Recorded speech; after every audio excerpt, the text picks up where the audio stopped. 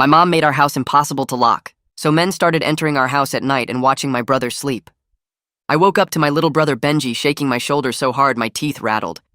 He was 7 years old and crying without making any sound, which scared me more than if he'd been screaming. "Harvey, there are people inside our house." I heard it before I could respond. Footsteps downstairs. Not one set, but multiple, moving through our living room, opening cabinets, whispering to each other in voices I didn't recognize. I could see a faint flash from the crack of my door. This was real. This was happening right now. And I knew exactly how they broke in so easily, because there was nothing to break through. The front door, unlocked. The back door, unlocked. Every window, every bedroom, every single barrier between us and the outside world, unlocked. That was Mom's rule. Her sister Pearl had died because of a locked bedroom door 20 years ago, and since then Mom decided that locks were the enemy. So she removed every single one and checked the frames each night to make sure we hadn't installed any. Now strangers were walking through our house like they owned it, because my mother had made sure nothing could stop them.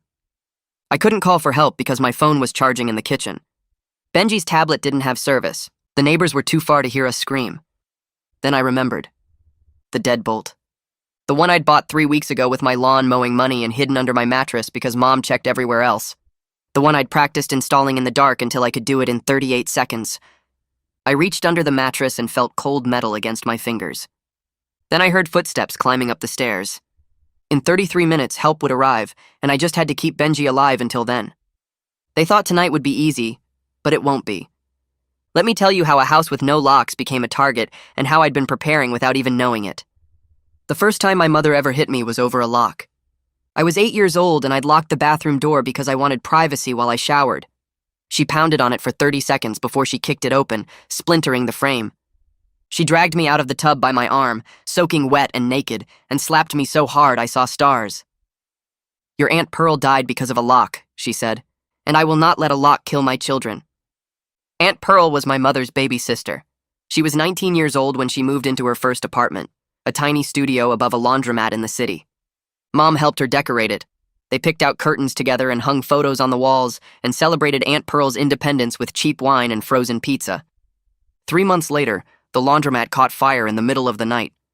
The flames climbed the walls and filled the building with smoke so fast that most people barely made it out. Aunt Pearl's bedroom door was locked. She always locked it because she lived alone and the neighborhood wasn't great. The firefighters reached her door within minutes, but the lock held just long enough for the smoke to fill her lungs. By the time they broke through, she was unconscious. She died in the ambulance on the way to the hospital. My mother was 23 years old, and she had to identify her baby sister's body at the morgue. She said Aunt Pearl looked peaceful, except for the soot around her nose and mouth. She said she dreams about that soot almost every night. After Aunt Pearl's funeral, Mom came home and removed every lock in our house. She took a screwdriver and went door to door, unscrewing the hardware from the bathroom doors and the bedroom doors, and even the door to the basement. She threw all of it into a garbage bag and drove it to the dump herself. When she came back, she gathered me and Benji in the living room and explained the new rule. No locks, ever. Not on any door inside this house, not on windows, not on anything that could trap us somewhere if there was a fire. Locks don't protect you, she said. They trap you. They kill you. Your Aunt Pearl would be alive right now if she hadn't locked her bedroom door. I will not lose my children the same way I lost my sister. Dad didn't argue. He never argued with Mom about anything related to Aunt Pearl. He just nodded and helped her patch the holes where the locks used to be. I was too young to understand why this felt wrong. I just knew that I couldn't close the bathroom door all the way anymore without Mom checking on me every few minutes. I knew that Benji learned to change clothes inside his closet because his bedroom door wouldn't stay shut. I knew that privacy didn't exist in our house, and that asking for it meant I was disrespecting Aunt Pearl's memory. Mom checked the doors every night before bed. She'd walk through the house running her fingers along every frame, making sure we hadn't installed anything. If she found a wedge under a door or a chair propped against a handle, she'd wake us up and demand to know who did it. The punishment was always the same. She'd make us sit in the living room and look at photos of Aunt Pearl for an hour while she told us about the fire. "This is what locks do," she'd say, holding up a picture of her corpse. "This is what you're choosing when you lock a door. You're choosing this." I learned to stop asking for privacy. I learned to change clothes fast and shower with the door cracked open and never ever mention the word lock in front of my mother. Then Dad lost his job. He'd worked at the same manufacturing plant for 16 years, and one day they called everyone into the cafeteria and announced they were moving operations overseas. 300 people lost their jobs that afternoon. Dad came home looking like someone had died. He sat at the kitchen table and stared at the wall for 2 hours before Mom finally got him to talk. They thought he'd find something new within a few months. He had experience and a good reputation. But the months kept passing, and the interviews kept falling through, and eventually they had to make a decision. We couldn't afford our house anymore. We had to move somewhere cheaper. Our new town was cheaper. That was the only good thing about it. Our new house was smaller than our old one, with peeling paint and a yard full of weeds and bars on the windows of the house next door. The first night we slept there, I heard 3 separate sirens and what sounded like gunshots in the distance. Mom said I was being dramatic. She said every neighborhood had noise and we'd get used to it. She checked all the doors that night just like she always did, running her fingers along the frames, making sure everything stayed unlocked. I wanted to scream at her. I wanted to ask if she'd noticed the graffiti on the corner store, or the group of men drinking on the porch 2 houses down, or the fact that our front door didn't even close properly because the frame was warped. But I didn't say anything because saying anything meant another hour of looking at Aunt Pearl's photos. The first week I noticed the car. It was a dark sedan with tinted windows parked across the street from our house. I saw it when I left for school in the morning and it was still there when I came home. I told myself it was probably nothing. Maybe someone was visiting a neighbor. Maybe someone had car trouble. But the car was there the next day too. And the day after that. On the 3rd night I looked out my window and saw a man sitting in the driver's seat, and I swear he was staring directly at our house. I told Mom about the car the next morning. She was making breakfast and didn't even look up from the stove. "You're being paranoid," she said. "People park on streets. That's what streets are for." I told her about the man watching our house and she finally turned around, but only to give me that look she always gave me when I was being difficult. "Harvey, I know the move has been hard, but you need to stop looking for things to worry about. This is our home now. We're safe here." I wanted to ask how she could possibly say that when our doors didn't lock, when anyone could walk in at any time and take whatever they wanted, when the only thing standing between us and the outside world was a door that didn't even close all the way. But I knew what would happen if I said any of that. So I shut my mouth and went to school and tried to pretend the car wasn't still parked in the same spot when I got home. That night I lay in bed and listened to the sounds of our new neighborhood. Dogs barking, someone yelling in Spanish 3 houses down, a car alarm going off and nobody bothering to shut it off. And underneath all of it, the knowledge that our front door was unlocked. Our back door was unlocked. Every single window was unlocked because Mom said locks kill people.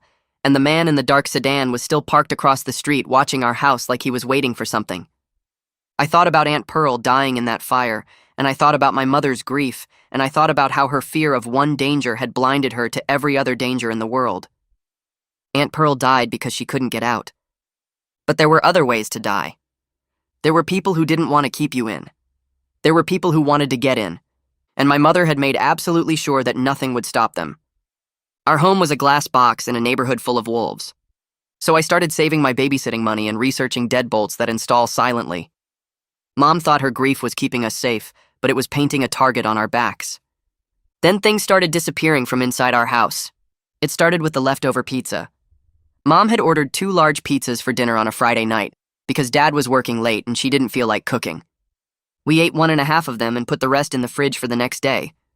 I remember because Benji and I argued over who would get the last slice of pepperoni in the morning. But when I opened the fridge on Saturday, the pizza box was empty. Not gone, just empty. Someone had eaten the remaining 4 slices and put the box back like nothing happened. I found Benji in the living room watching cartoons. "Hey, did you get up last night and eat the pizza?" He didn't even look away from the TV. "No, I was sleeping the whole time." I went to the kitchen where Mom was making coffee. "Mom, did you eat the leftover pizza?" She looked at me like I'd accused her of a crime. Why would I eat cold pizza at midnight? Benji probably ate it and forgot. I shook my head. I just asked him. He said he didn't touch it. She rolled her eyes. Then your father did. Why are you interrogating me about pizza at 8 in the morning? Benji wandered into the kitchen and heard her blaming him, and he started crying because he hadn't eaten it and nobody believed him. I didn't take it. I didn't! Mom told us both to stop being dramatic and threw the empty box away. I stood there staring at the trash can trying to make sense of it. Neither of them was lying. I could tell. which meant someone else had been in our kitchen in the middle of the night, eaten our food, and left without anyone hearing a thing. I told myself I was being paranoid. Maybe Benji really had eaten it and forgot.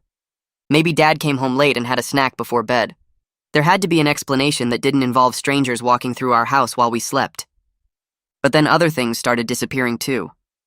A blanket vanished from the couch. It was a thick fleece blanket that Benji used while watching cartoons, blue with little stars on it, and one day, it was just gone. Mom accused Benji of leaving it at a friend's house. "I didn't take it anywhere," he kept saying, but she wasn't listening. I found him later crying in his room because everyone kept blaming him for things he didn't do. "Hey Benji, look at me." He looked up with red eyes and a snotty nose. "I believe you, okay?" "I know you didn't take that stuff." His face crumpled with relief. "Someone else is taking stuff, Harvey." "I know it. I'm not lying." I sat down next to him on the bed. "I know you're not. Something weird is going on, and I'm going to figure out what." I believed him because I kept noticing all the other things that didn't add up. A pack of batteries from the kitchen drawer, a bag of chips from the pantry, Dad's old hoodie that he kept on the hook by the back door. None of it was valuable enough to report stolen, but all of it was gone, and nobody in our family had taken any of it. Then I found the cigarette butt. It was lying right next to our back door, crushed into the concrete like someone had stamped it out before coming inside. Nobody in my family smoked. Mom was aggressively anti-smoking because her father had died of lung cancer. Dad had quit before I was born and hadn't touched a cigarette in 15 years. I picked it up with a paper towel and brought it inside to show Mom. She barely glanced at it. "What is this supposed to prove?" I held it closer to her face. "Mom, someone was smoking on our porch. No one in this family smokes. Someone is coming into our house at night and taking things." She actually had the nerve to laugh at me. "Harvey, you sound insane. A cigarette butt? Someone probably threw it from a car window and it landed in our yard. You're looking for problems that don't exist." I felt my jaw tighten. "I'm not looking for problems. The problems are finding us. We need to put locks on the doors." Her face went cold. "We are not having this conversation again." I wanted to shake her. I wanted to scream that problems were looking for us whether she wanted to see them or not. But I just threw the cigarette butt away and went to my room because arguing with her about safety always led back to Aunt Pearl. I found the boot print 2 days later. I'd gotten up early to get water and the kitchen tile was cold under my bare feet. That's when I saw it. A muddy boot print right in front of the back door, still wet, like someone had tracked it in within the last few hours. The print was huge, way bigger than Dad's feet, and the tread pattern was from a work boot that nobody in our house owned. I took a picture with my phone and waited until Mom left for the grocery store before I showed Dad. He was sitting at the kitchen table filling out job applications on his laptop, and he barely looked at my phone screen before sighing. "Harvey, what do you want me to do about a boot print?" I sat down across from him. "Dad, look at it. Really look. That's not your shoe. That's not my shoe. Someone was in our kitchen last night." He kept staring at his laptop. "You're overreacting." I told him about the pizza and the blanket and the cigarette butt and the man in the car who'd been watching our house. "Someone is coming into our home at night. We need to install locks. Tonight." His face went tight. "You know how your mother feels about that." I slammed my hand on the table. "I don't care how she feels. Someone is breaking into our house and we're completely unprotected. What if they do something worse than steal pizza? What if they hurt Benji?" Dad stood up from the table so fast his chair scraped against the floor. "No one is breaking in. You're scaring yourself with conspiracy theories. Drop it." I stood up too. "How do you explain the boot print? How do you explain any of it?" His voice got louder. I said drop it. "Your mother has been through enough without you adding to her stress with this nonsense. Whatever you think is happening, it's not. End of discussion." But I couldn't drop it. Not when Benji could be put in danger. That night I went to the hardware store with the money I'd saved from mowing lawns. I bought a chain lock, the kind that lets you open a door a few inches but stops anyone from pushing through. It cost $12 and came with screws and a little screwdriver. I installed it on my bedroom door after everyone went to sleep, working slowly and quietly so the drilling wouldn't wake anyone. When I finished, I tested it 3 times. The chain held. For the first time in months, I felt like I could actually sleep. I passed out that night feeling safer than I had since we moved to this neighborhood. But that safety only lasted for that single night because Mom found it the next morning. I woke up to the sound of her screaming my name, and by the time I got to my door, she was already yanking at the chain, her face red with fury. "Open this door right now!" I unhooked the chain and she burst in, grabbed the chain lock with both hands, and ripped it off the frame so hard that chunks of wood came with it. Then she turned around and slapped me across the face. "How dare you," she said, her voice shaking. "How dare you put a lock on your door after everything I've told you? After everything that happened to Pearl? You're spitting on her grave." I held my cheek and stared at her. "Mom, someone is coming into our house. I found a boot print in the kitchen. I'm trying to protect myself." She slapped me again. "No one is coming into this house. You're paranoid and dramatic, and I will not let you disrespect your aunt's memory because you can't handle a new neighborhood." I felt tears burning in my eyes, but I refused to let them fall. I tried the same argument I had tried on Dad earlier. What if something happens to Benji? What if someone hurts him because you won't let us lock our doors? Her hand raised like she was going to hit me again, but she stopped. "Nothing is going to happen to Benji. Nothing is going to happen to any of us. Because we don't lock doors in this family. Ever." She took the chain lock with her when she left, and that night I heard her telling Dad that I needed therapy, that the move had broken something in my brain, that she was worried about my mental state. Dad said nothing. He never said anything when it came to Mom and her rules. Mom took my chain lock and called me crazy. Dad told me to drop it. Fine. I bought a deadbolt instead and practiced installing it in the dark until I could do it in 40 seconds flat. If no adult in this house was going to protect us, I'd do it myself. I didn't know yet that the intruders weren't interested in our TV or our laptops or anything else worth stealing. I didn't know they'd been walking past my room every single night on their way to somewhere else. To someone else. I didn't know Benji was about to tell me about the Nightman. Benji had been acting strange for about a week before he finally told me. He started asking if he could sit in my room while I did homework. He'd bring his action figures and play quietly on the floor, not bothering me, just wanting to be near me. He asked if we could keep the hallway light on at night. He started waking up earlier than usual and coming to find me before Mom and Dad were awake. I figured he was just adjusting to the new neighborhood, maybe feeling unsettled like I was. I didn't push him on it. Then one night I found him standing outside my bedroom door at 2 a.m, clutching his stuffed dinosaur and shivering even though the house wasn't cold. I asked him what was wrong and he said he couldn't sleep. I let him crawl into my bed and he pressed himself against my side like he was trying to disappear into me. I asked if he'd had a nightmare. He was quiet for a long time. Then he said, "Harvey, do you ever feel like someone is watching you?" I propped myself up on my elbow and looked down at him. "What do you mean?" He wouldn't meet my eyes. "Like when you're in bed.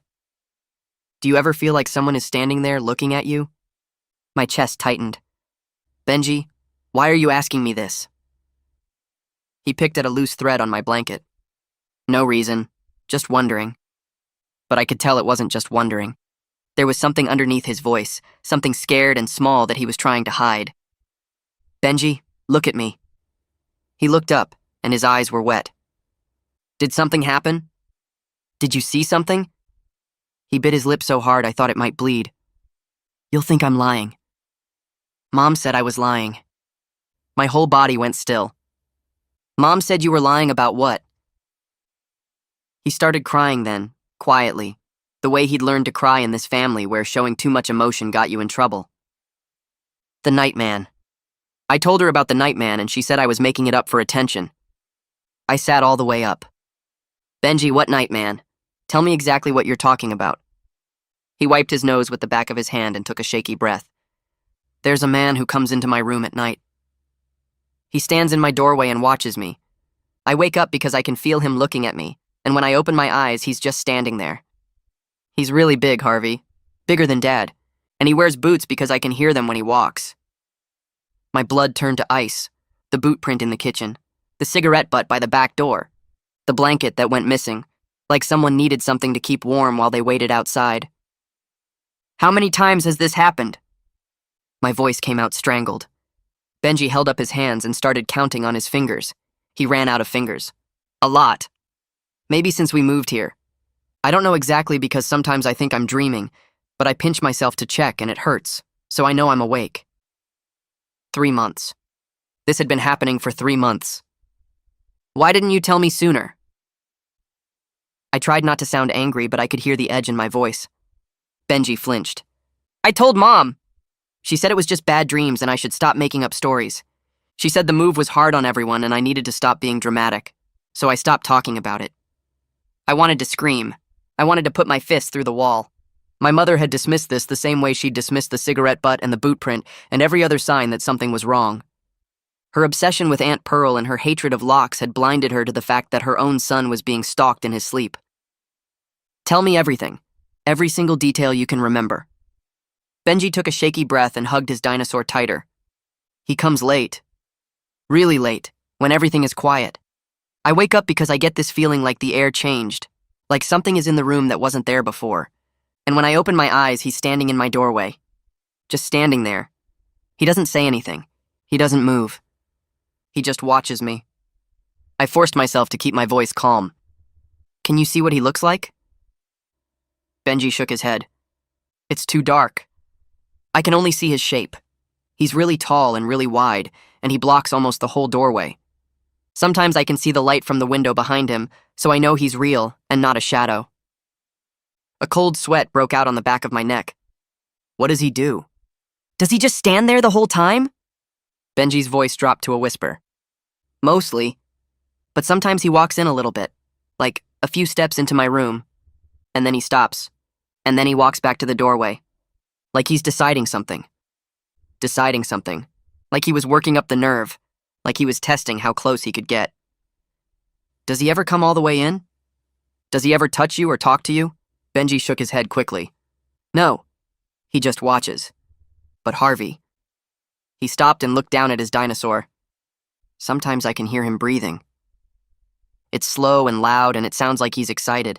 And sometimes, right before he leaves, I hear him whisper something. But I can't understand what he's saying. It's too quiet. I thought I might throw up. A grown man had been entering my brother's room at night, walking closer and closer to his bed each time, breathing heavily, whispering to himself while he watched a 7-year-old sleep. And he was getting bolder. First the doorway, then a few steps inside, then whispering, testing boundaries, seeing how much he could get away with. How do you know when he leaves? Benji's answer made my skin crawl. I hear his boots on the stairs.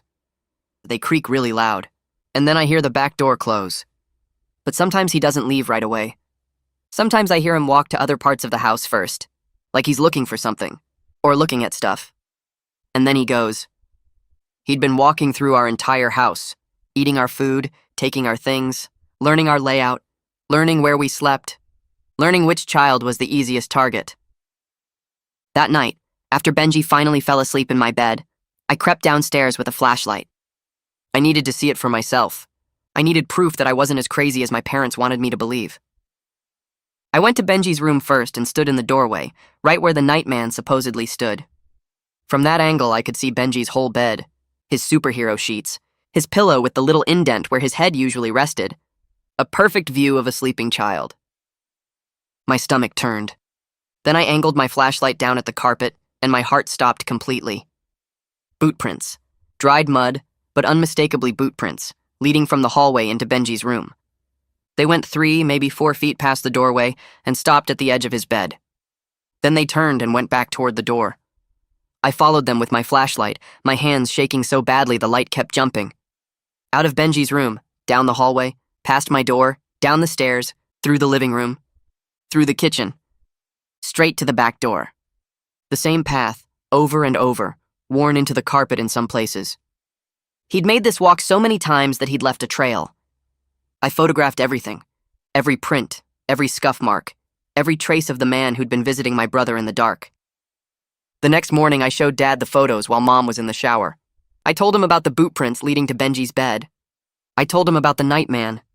I told him Benji had been seeing this for months and Mom had called him a liar. Dad's face went pale for just a second, and I thought this would be it. I thought he'd finally wake up. Then he shook his head. You're scaring yourself, and now you're scaring Benji. Those prints could be anyone's. They could be from me checking on him. I wanted to scream. You wear slippers inside. These are work boots, size 12, and they lead from the back door, not from your bedroom. He grabbed his car keys and wouldn't look at me. I don't have time for this, Harvey. I have a job interview. Just drop it. He left without another word. Fine. If they wouldn't protect Benji, I would. I biked to the hardware store that afternoon and bought the heaviest deadbolt they had. Solid steel, pick-proof, the kind they put on commercial buildings. It cost every dollar I'd saved from mowing lawns, but I didn't care. I hid it in my closet and started practicing that night. Every evening after everyone fell asleep, I'd take it out and install it on my closet door in complete darkness, then remove it before morning. I timed myself obsessively. 52 seconds the first night, 46 the second, 41 the third. By the end of the week, I had it down to 38 seconds. I could do it without making a sound, without even looking. My hands knew every motion by memory. That deadbolt was going to save us. I just had to wait for the right moment. Benji slept in my room every night after that. I told Mom he was having nightmares about the move and felt safer with me. She bought it because it was easier than acknowledging the truth. I pushed my dresser in front of the door each night since I couldn't lock it, and I listened. Some nights I heard the boots, 2 or 3 in the morning, soft footsteps coming up the stairs. They'd stop outside my door. I'd hold my breath and watch the thin crack of light at the bottom, terrified I'd see a shadow blocking it. But the footsteps always moved on, down the hall to Benji's empty room. I heard them stop in his doorway. I heard them take steps inside. I imagined the Nightman standing at Benji's empty bed, realizing his target wasn't there. Then the boots would retreat back down the stairs and out the back door. He came 4 times that week. 4 times he walked through our unlocked house while my family slept. 4 times he went looking for my brother. And 4 times he found an empty room instead. But I knew he wouldn't give up. He'd figure out where Benji went. He'd realize the boy had moved rooms. And when he did, he'd come for my door next. I started sleeping with the deadbolt under my pillow. 38 seconds. That's all I'd need. I just had to stay ready. These men thought they'd found easy prey in a little boy living in a house with no barriers. I moved Benji's mattress into my room and practiced with the deadbolt until I hit 38 seconds. Next time they came, they'd meet a locked door and a brother who'd been waiting for them. 3 days later, our parents left us alone overnight, and the crew made their move. Mom had gotten a call from her other sister, Aunt Teresa. She had gone into labor, and this was her first baby. Mom was on the phone for 20 minutes, pacing the kitchen, asking questions about contractions and dilation and whether the doctors were worried. When she hung up, she looked excited but also anxious. I have to go.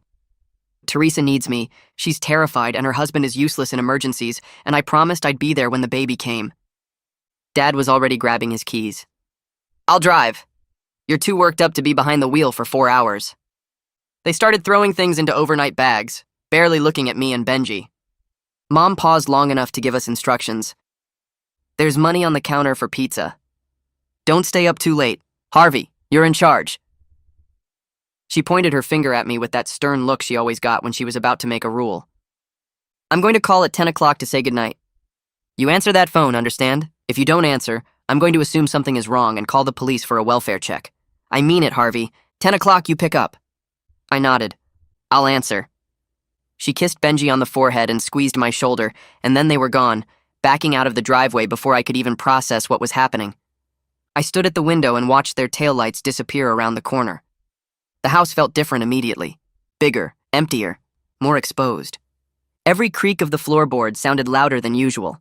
Every shadow in the corners seemed darker. Benji tugged on my sleeve. Harvey, are we going to be okay? I forced a smile and ruffled his hair. We're going to be fine. This is going to be fun.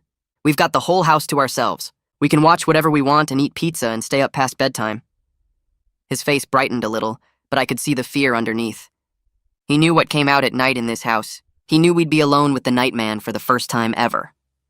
I spent the next hour doing everything I could to secure the house.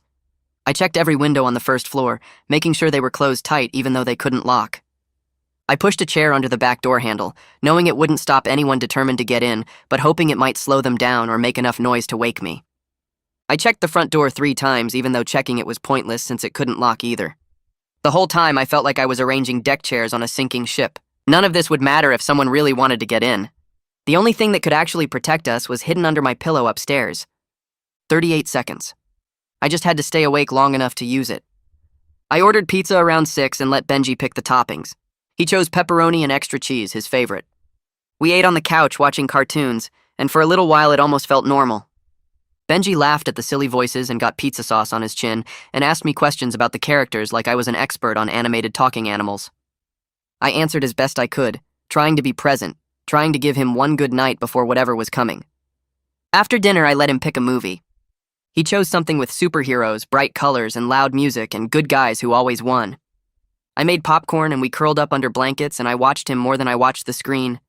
He looked so small, so young, 7 years old and already being hunted by someone who came in the dark.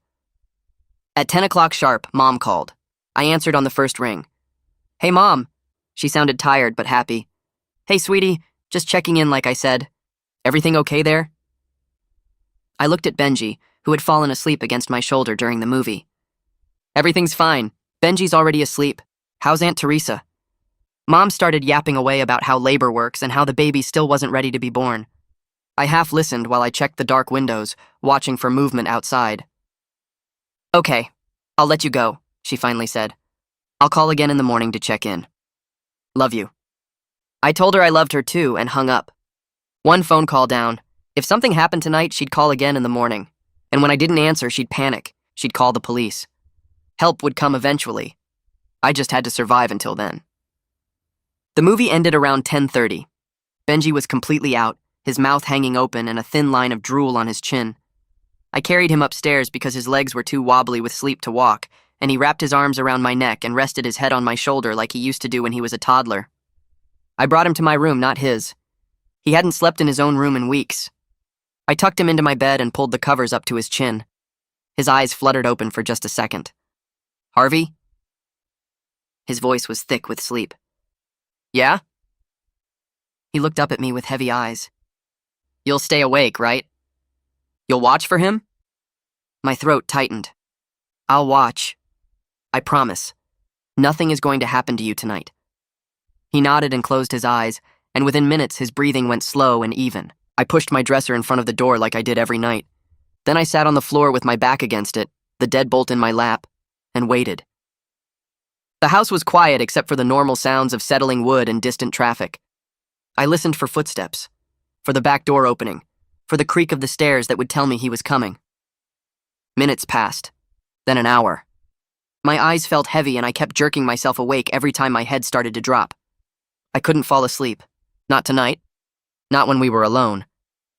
I checked the clock on my wall. 11:30. Midnight. 12:55. The nightman usually came around 2 or 3 in the morning. I had hours to go. I just had to stay awake. I don't remember closing my eyes. I don't remember my head dropping against my chest. But I remember waking up to Benji shaking my shoulder so hard my teeth rattled. He was crying without making any sound, which scared me more than if he'd been screaming. "Harvey, there are people inside our house." I heard it before I could respond. Footsteps downstairs. Not one set, but multiple, moving through our living room, opening cabinets, whispering to each other in voices I didn't recognize. I could see a faint flash from the crack under my door. This wasn't the nightman alone. This wasn't one person sneaking in to watch my brother sleep.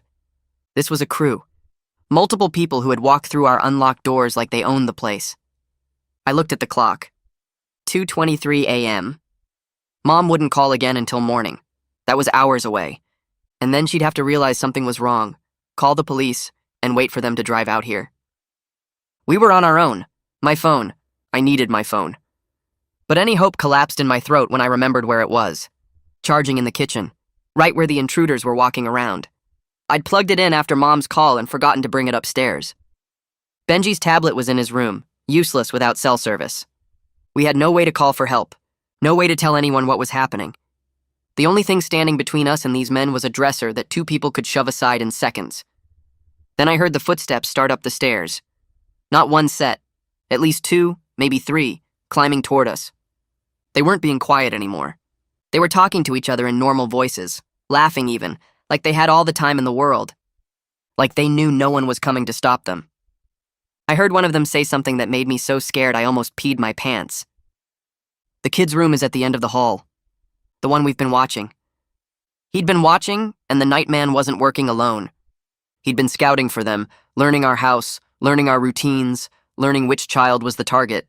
And now he'd brought his friends to finish whatever he'd been planning.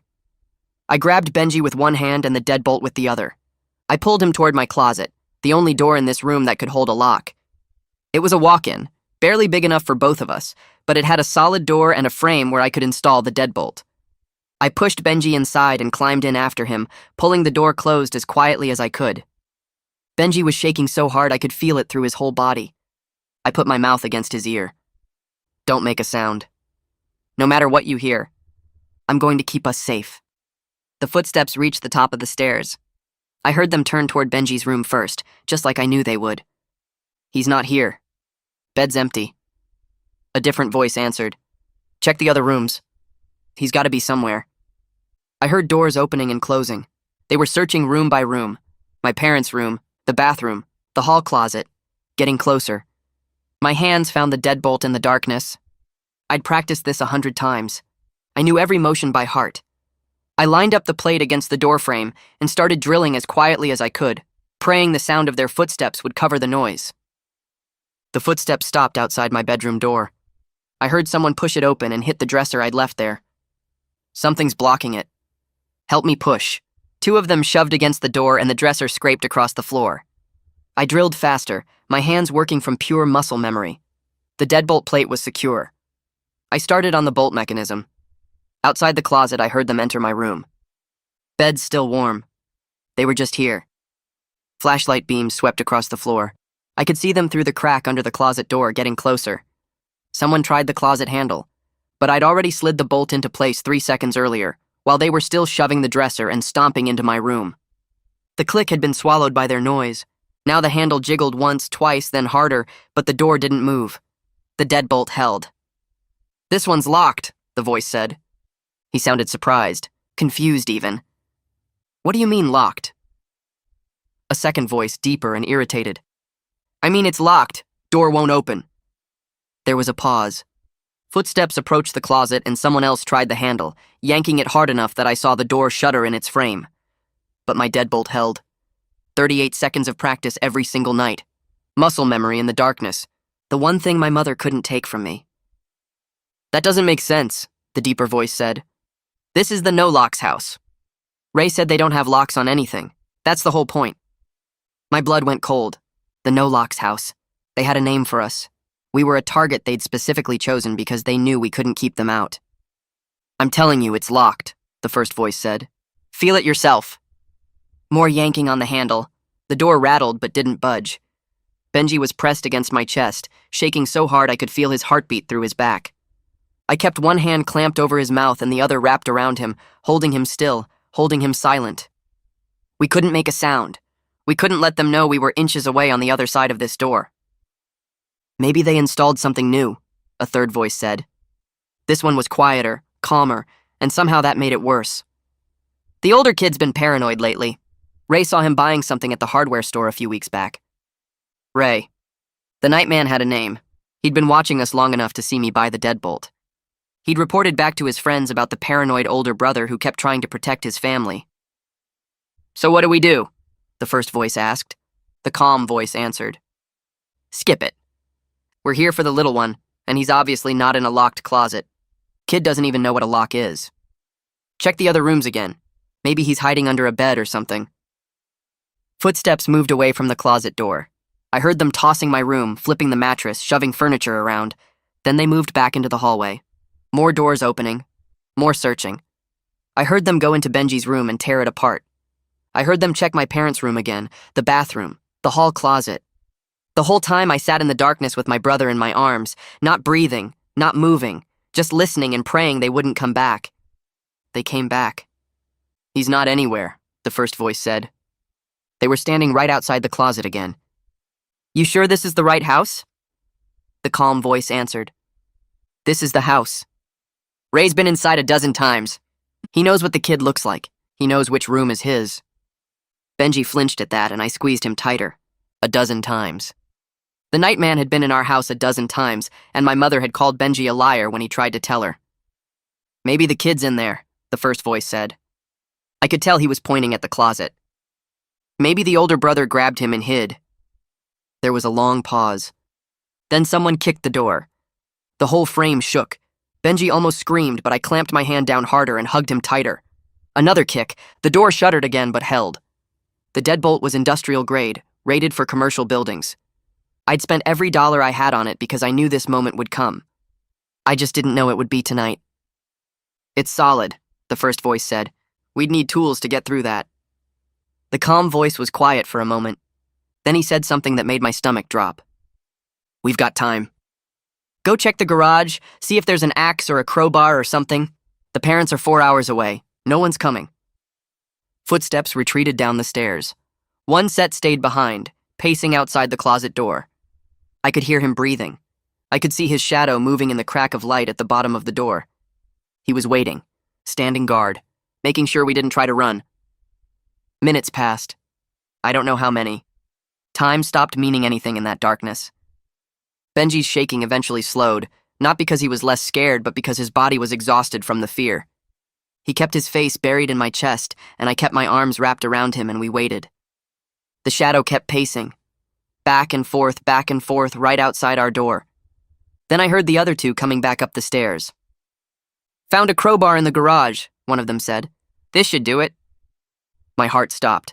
They were going to pry the door open. 38 seconds of installation meant nothing against 3 grown men with a crowbar.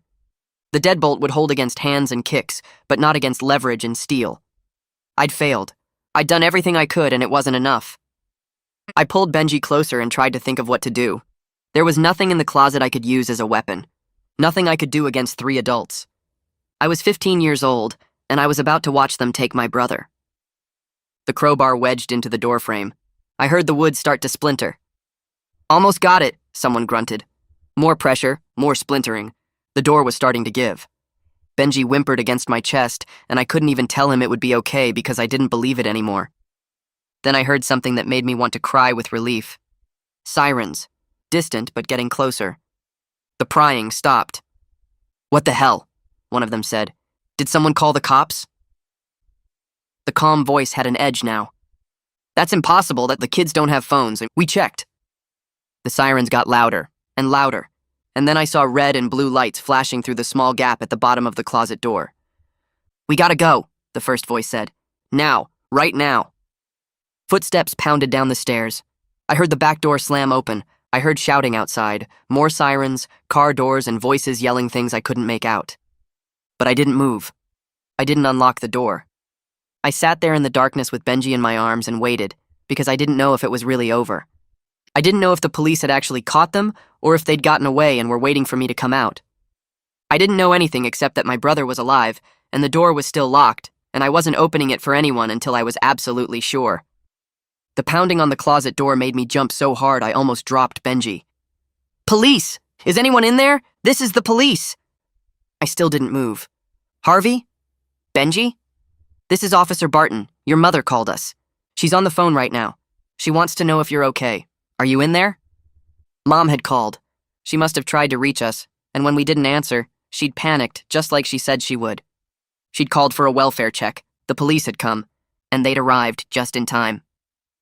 "Harvey, if you can hear me, I need you to open the door. We've secured the house. The intruders are in custody. You're safe now." Benji looked up at me with huge wet eyes. "Harvey? Is it really over?" I wanted to believe it was.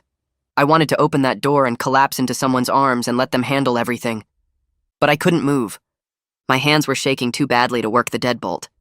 My whole body felt like it was made of jelly. Benji reached up and put his small hand over mine. "I'll help," he whispered.